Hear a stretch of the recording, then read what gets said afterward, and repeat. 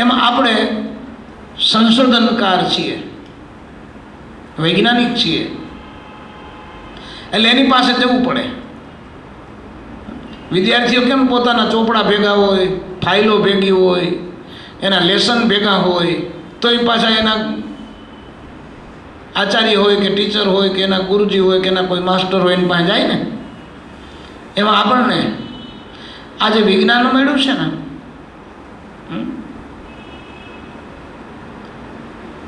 નહીંતર નિયમ તો એવો છે કે એક વસ્તુ આપણને ગુરુ મહારાજ આપે ને એનું સંશોધન થઈ જાય ને, આપણે કરીએ ને, એમાં ન સમજાય એનું પૂછી એનું માર્ગદર્શન આપે અને પછી આગળ વધે, એમાં જાજુ ન બોલાય.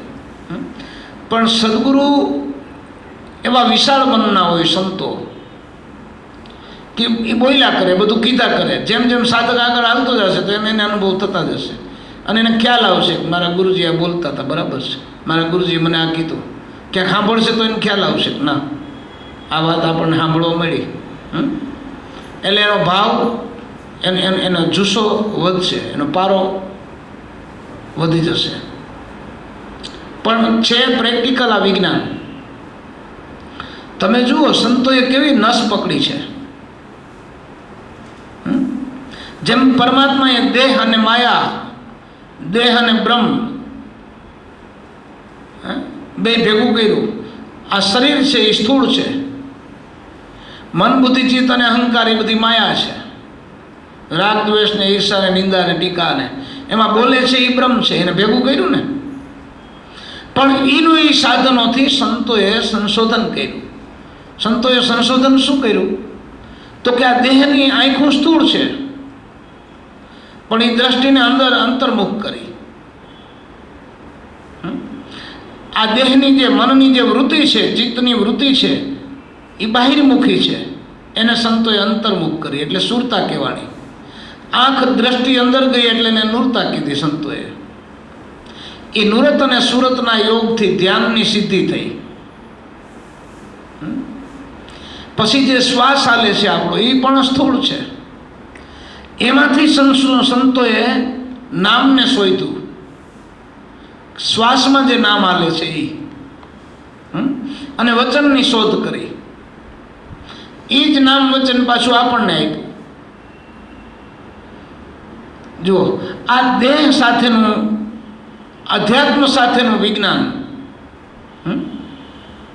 ત્યારે જ્ઞાન છે એ સીધે સીધું તો એમ કે ના ના કાંઈ જરૂર નથી, દેહ તો નાશવંત છે, હું બ્રહ્મ છું, એમ નહીં.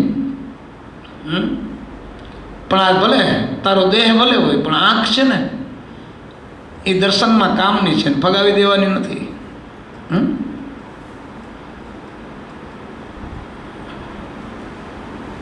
ઓલું એક ભજન નથી, એ જેની એ વૃત્તિ અખંડ બ્રહ્માકાર, દુર્લભ એવા સંત છે.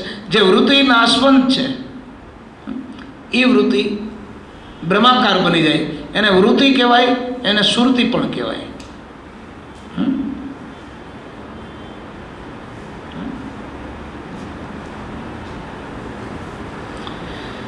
આંખથી દર્શન થાય અને સુરતા ત્યાં પહોંચી જાય. શ્વાસોશ્વાસમાં નામ વચન પડ્યું છે એ વિજ્ઞાન સ્વરૂપે હાલી રહ્યું છે. તમને ખબર છે ને ઓલા મશીનમાં બે સપલા આમ થતા હોય, વાલના હળિયા, એને કાઢી નાખો તો મશીન બંધ થઈ જાય. લ્યો આપણને એમ થાય કે હું દાંતણ જેવા બે હળિયા લટકાયા છે આમાં.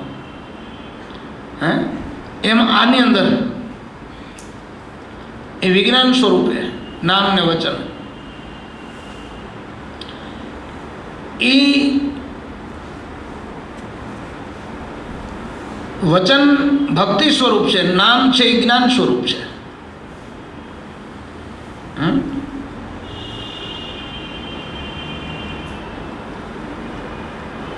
એટલે એને શ્વાસોશ્વાસ હાલતા ચાલતા ઉઠતા બેહતા ભજ્યા કરીએ તો શ્વાસાનું જે મગફળીના દાણા ઉપર જેમ ફોતરી હોય છે એમાં પ્રાણનું ફોતરું ઉખડી જાય ત્યારે નામ ને વચન બે એક થઈ જાય.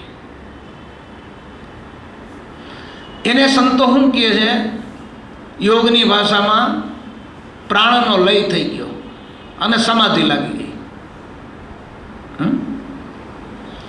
એ આ પ્રાણ છે એ ફોતરા સમાન છે.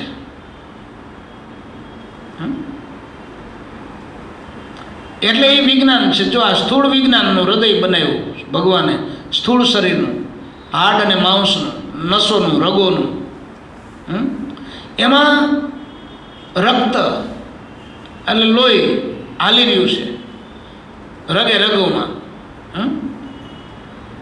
અને એ લોહીમાંથી શુક્રાણુઓ બને છે, અને શુક્રાણુઓમાંથી જ્ઞાનતંતુ બને છે, અને જ્ઞાનતંતુ પ્રમાણે મન કામ કરે છે, મન પ્રમાણે બુદ્ધિ કામ કરે છે, બુદ્ધિ પ્રમાણે ચિત્ત કામ કરે છે, ચિત્ત પ્રમાણે અંતઃકરણ કામ કરે છે, અંતઃકરણ પ્રમાણે અહંકાર કામ કરે છે.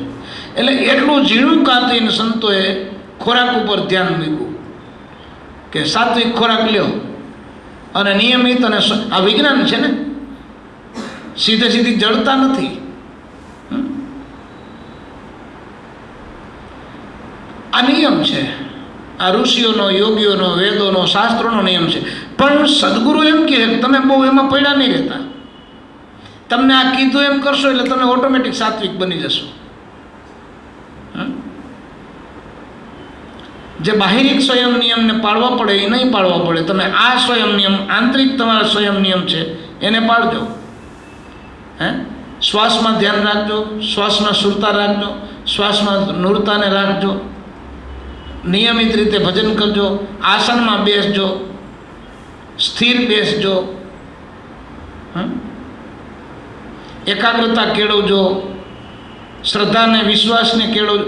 આ સ્વયં નિયમ આંતરિક અને આધ્યાત્મિક એ શરીરથી શરૂઆત થાય, 5 તત્વોથી શરૂઆત થાય. એટલે કીધું પીંડે છો બ્રહ્માંડે. શરીર સીધે સીધું નકામું છે એમ કરીને શરીરને ઘહી નાખવું, પાળી નાખવું, ત્રાસ દેવો, એમય નહીં. શરીર પણ વિજ્ઞાન છે, મન પણ વિજ્ઞાન છે, બુદ્ધિ પણ વિજ્ઞાન છે, ચિત્ત વિજ્ઞાન છે, અંતઃકરણ વિજ્ઞાન છે, અહંકાર પણ વિજ્ઞાનમય છે. જો અહંકાર છે ને એ પ્રેમથી સમજે તો બહુ સારી વસ્તુ છે. નકર આપણો ને આપણો અહંકાર હોય, આપણે કોઈથી સમજતા ન હોય. આપણાથી કોઈક બળીઓ માણસ આવી જાય તાકાતમાં, કોઈક પૈસામાં, કોઈક બુદ્ધિમાં, એ કે એટલે આપણો અહંકાર ઠરી જાય તરત. એટલે અહંકાર સમજે છે કે આને હું પૂગીશ નહીં, એટલે અહીંથી પાછું વળી જવું સારું. પણ એ તામસી અહંકાર છે. સાત્વિક અહંકાર વાળો છે ને એ ગુરુ કહે એટલે પહેલાં પાછો વળી જાય. 3 પ્રકારનો અહંકાર છે આપણામાં, 3 પ્રકારનું મન છે. વિજ્ઞાન 2 પ્રકારનું મન કહે, બાહ્ય મન ને અંતર્મન. એક નાનું મન ને એક મોટું મન, એવું કંઈક કહે, બરાબર. એમાં આડાવડું આપણે કંઈ વાંચ્યું ન હોય એટલે ખબર નથી, શાસ્ત્રમાં હોય, હમું કરી લેજો. મન 2 પ્રકારનું, બુદ્ધિ 2 પ્રકારની, ચિત્ત 2 પ્રકારનું, અંતઃકરણ 2 પ્રકારનું, અને અહંકાર 2 પ્રકારનું. આમ બધું 3 પ્રકારનું. 3 મન, 3 બુદ્ધિ, 3 ચિત્ત, 3 અંતઃકરણ અને 3 અહંકાર. તમોગુણ, રજોગુણ અને સત્વગુણ. આ ત્રણેયમાં 3 ભળતા જાય. એમાં તમોગુણી અહંકાર છે એ ગમે ત્યારે પછડાય, ઠપાટ લાગે, એને ઘા લાગે, ફટકો લાગે ત્યારે એ પાછો વળે. રજોગુણી અહંકાર છે એનો સ્વાર્થ જ્યારે સિદ્ધ થાય ત્યારે પાછો વળે. અને સત્વગુણી અહંકાર છે એ જ્ઞાની પુરુષ કહે એમ કરે ને એટલે તરત પાછો વળી જાય. તો સમજવું આમાં સત્વગુણ છે, અહંકાર છે, આનામાં દેહ ભાવ, જીવ ભાવ છે, પણ આ વળી ગયો તો સમજવું એ સત્વગુણી. એટલે નુરત અને સુરતનો આ યોગ છે. આ નુરત સુરતની સાધના ગુરુએ આપી છે. એને તમે પ્રેક્ટિકલપણે સાધો, અનુસંધાન જેને આપણે કહીએ ને,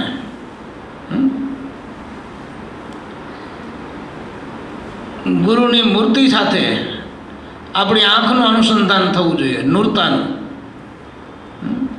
તો નૂર્તિમાં મૂર્તિ સમાય. ગુરુના શબ્દ સાથે સુરતાનું અનુસંધાન થવું જોઈએ.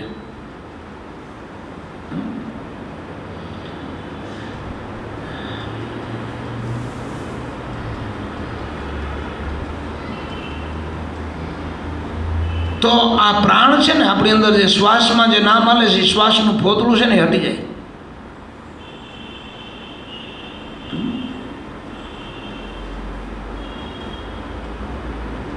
તમારે જો પાણીની બોટલ હોય ને એ વિજ્ઞાન છે. આખી ભરી હોય ને તમે ઊંધા ચીતી નાખો તો કંઈ વાંધો ન આવે, પણ એમાંથી ખાલી 4-5 ટીપા પાણી કાઢી નાખો અને પછી માથે ઢાંકણું દઈ દો, પછી એની અંદર એક બળબડિયું આમ બોટલ કરો તો આમ જાય ને આમ કરો તો આમ જાય.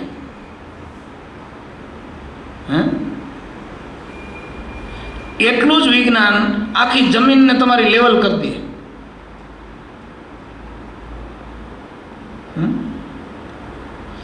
એવી જ રીતે આપણા જે આ પ્રાણની અંદર આ નામ ને વચન જે આલે છે ને એ આપણું લેવલ કરી દે, સમજણની સપાટી હરખી કરી દે, પછી ઊંચક નીચક ન થાય.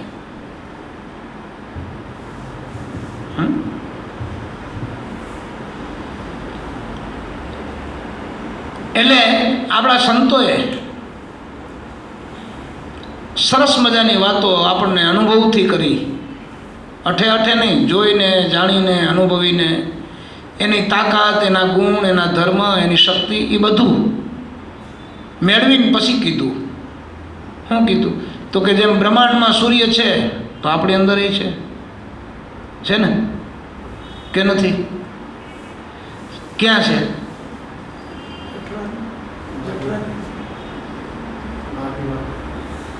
ક્યાં છે? આપણા આ જમણા નાકમાં શ્વાસ હાલે છે ને એ સૂર્ય છે.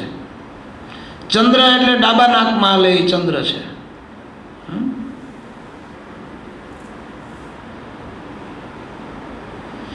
આ ધરતી માથે જેટલી નદીઓ છે એટલી આપણામાં નાળીઓ છે.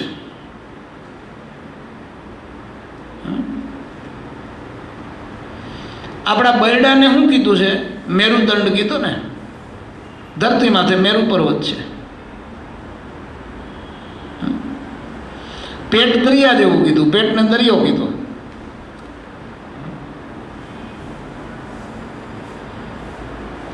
મસ્તકને આકાશ કીધું, ગગન મંડળ કીધું. એમાં જે વિચારો દોડ્યા કરે છે એ બધા તારડિયા છે. આમ તે આમ દોડે, આમ તે આમ દોડે.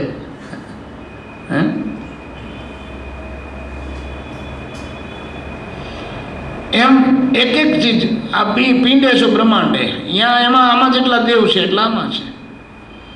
એટલે તમે તમને જોયા કરો અને તમે તમને ઓળખ્યા કરો, વિચાર્યા કરો.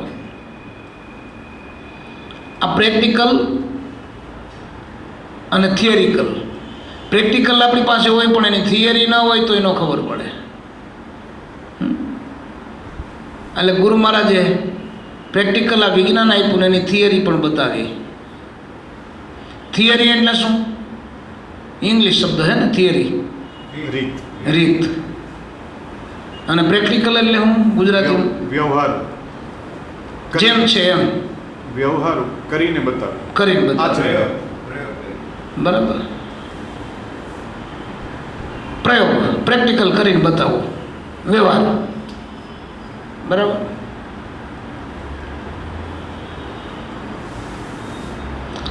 આ માઇક છે ને, આ ગોઠવું છે ને જે બોલાય છે ને એ પ્રેક્ટિકલ છે. પછી આનું સેટિંગ કેમ કરવું એ થિયરી છે ટૂંકામાં. જો ઘણાને ખાલી માઇક છે ને સેટિંગ કરતા ના આવડે, બહુ કિંમતી હોય. સવાર સુધી બધાય કલાકારોનું, કથાકારોનું, વક્તાઓનું એ લોહી પીધા કરે, પણ સેટિંગ થઈ જાય તો જી આવે ને પછી મૂકવાનું મન ન થાય. એમ આમાં પણ એવું છે. વાહન હોય, આપણી ગાડી સેટિંગ હોય તો એમ થાય હજી 50 કિલોમીટર ક્યાંક ફરી આવીએ. નગર એમ થાય કે અહીંથી પાદરથી પાછા વળી જાય.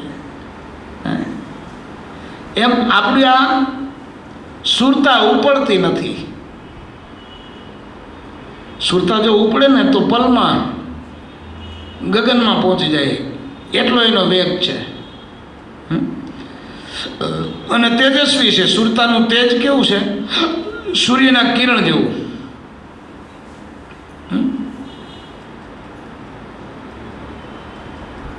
એટલે બ્રહ્માંડમાં જે વસ્તુ છે એ આપણી અંદર છે.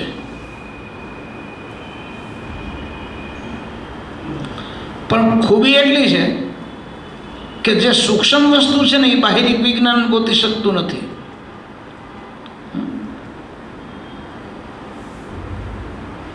આ હૃદયના ધબકારા છે એ આપણે જોઈ શકીએ છીએ. જ્યાં છાતી થડકા કરે છે ને એ, પણ એની માલિકો થડકો કોણ કરે છે ને એ જોઈ શકાતું નથી. સદગુરુ જો મળી જાય ને એની સુરતા એક થાય તો એ આપણને સમજાય અને દેખાય.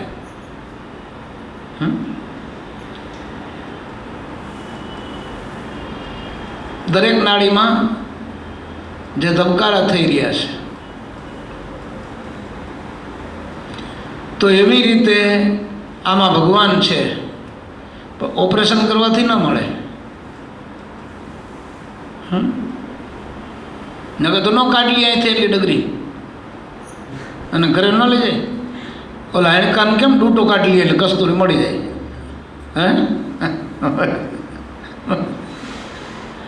બરાબર ને? આમાં એવું નથી. આમાં તમારી દ્રષ્ટિ જેટલી સક્ષમ, તમારી વૃત્તિ જેટલી સક્ષમ,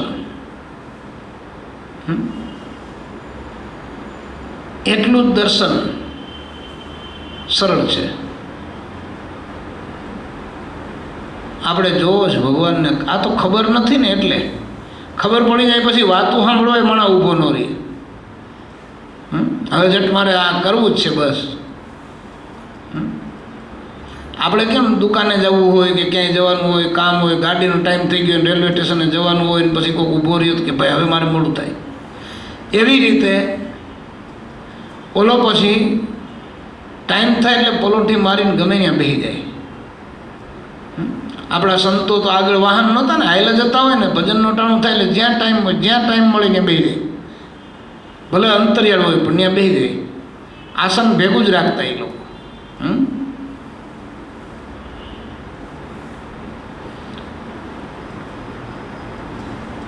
તો ધીમે ધીમે ધીમે ધીમે આ પટળ કેના જેવું છે? શ્વાસની માલિકો નામ છે ને, શ્વાસનું ફોતરું છે મગફળીના દાણા જેવું, પણ હાવ આછું છે.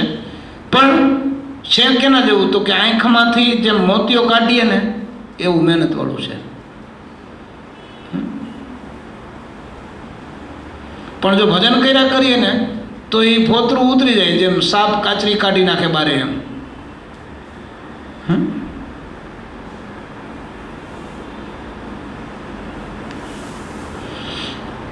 એટલે એ ફોતરું ઉતરી જાય તો દેહની કાચરી ઉતરી જાય. આ ઓલા કોબીન દડા જેવું છે. ખાલી આપણું આ ઉપરનું ચામડું ઉતરી જાય તો આમાં શરીર ક્યાં રહે? પછી બીજું પળ છે હાડકાનું,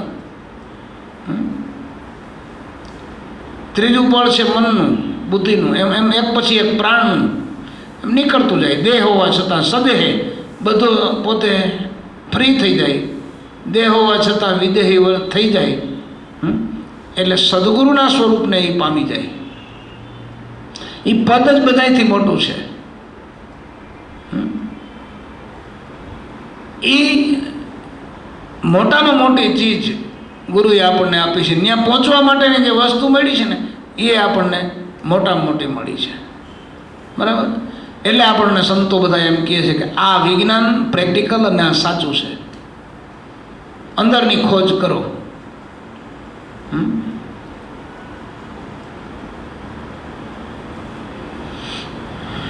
તો ગંગા અને જમના બારણે છે તો આમાંય છે, ચંદ્ર અને સૂરજ બારે છે તો આમાંય છે. ગંગા જમના સરસ્વતી ત્રિવેણી સંગમ છે તો આમાંય છે. બારે શિવાલય છે તો આમાંય છે. શિવની માથે ગરતી તો કે આમાંય છે. કાચબો ને પોઠિયો ને આ બધુંય છે. એટલે કીધું પિંડેશો બ્રહ્માંડે.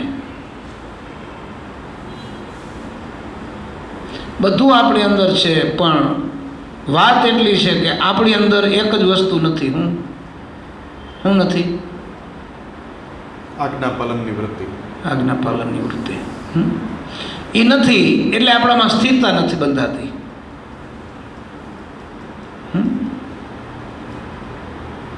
સ્થિર થવું જોઈએ. સ્થિરતા આવી જાય તો ધ્યાન તરત લાગે.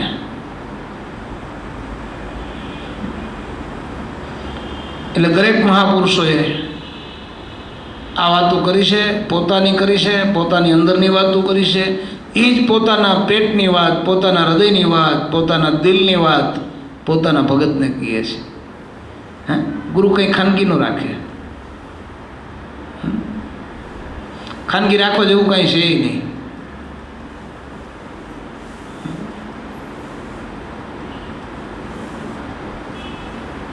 એટલે આપણે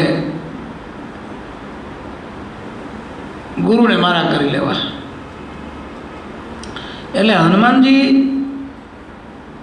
જેવો કોઈ દાસ નહીં એમ કહેવાય છે. શું કામ કહેવાનું? કેવડા મોટા કામ કર્યા પછી ક્યાંય મોટપ નહીં, એ તો બરાબર. પણ ભગવાન જ્યારે ધામમાં ગયા ને, રામ, અને બધાને લઈ ગયા ને, આખી અયોધ્યાને, આખું ભક્ત મંડળને બધાને, રામે ખાલી એટલું જ કીધું, હનુમાનજી તમે અહીંયા રહ્યો, તમારે નથી આવવું. તો રહી ગયા. હાલો ક્યાંક હું જોવાલાયક સ્થળ જોવા જવું હોય, ન લઈ જાય તો આપણને એમ થાય કે એમાં હું કાંઈ વાંધો નહીં. ધામમાં જવાની જે સાધકો મહેનત કરતા હોય, અને રામે એને એમ કીધું કે અહીંયા રે, તારે નથી આવવું, તો રહી ગયા. પૂછ્યું નહીં શું કામ ભગવાન? હું તો તમારાથી આટલો નજીક છું, આટલી મોટી સેવા, આજ્ઞા બધુંય કરું છું, પણ એ આજ્ઞા પણ પાડી તારે ધામમાં નથી આવવું.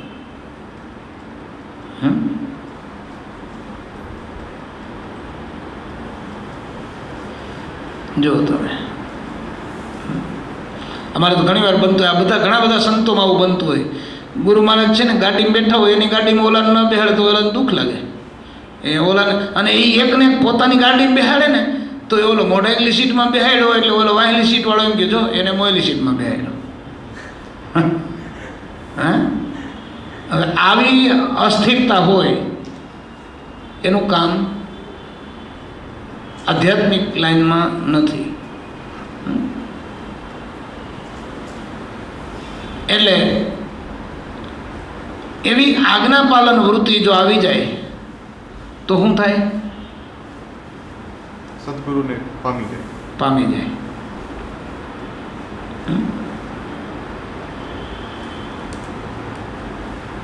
મહત્વ છે આજ્ઞાનું.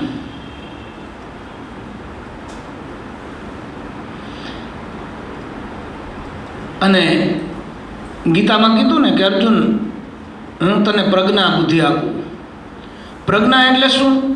તો કે આજ્ઞા છે ને એ જ પ્રજ્ઞા.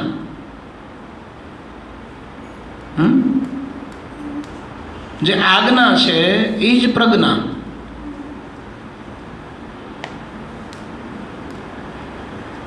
આજ્ઞા એ જ સંજ્ઞા, આજ્ઞા એ જ પ્રજ્ઞા.